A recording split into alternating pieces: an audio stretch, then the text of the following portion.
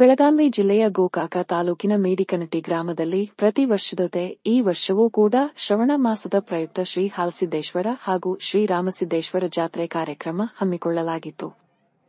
ಗುರುವಾರ ದಿನಾಂಕ 21/8/2025 ರಂದು ಗ್ರಾಮದ ದೇವರುಗಳ ಬೆಳಗಿನ ಜಾವ ಆಗಮನ ಮಾಡಲಾಯಿತು.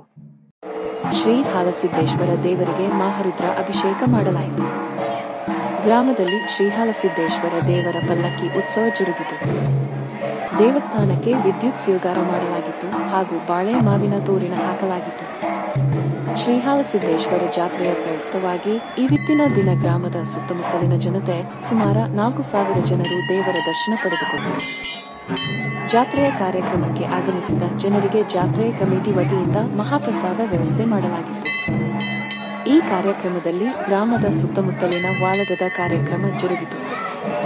ಈ ಕಾರ್ಯಕ್ರಮದಲ್ಲಿ ಗ್ರಾಮದ ಗುರು ಹಿರಿಯರು ಹಾಗೂ ಸುತ್ತಮುತ್ತಲಿನ ಗ್ರಾಮಸ್ಥರು ಜಾತ್ರೆ ಕಾರ್ಯಕ್ರಮ ಸೇರಿದ್ದರು.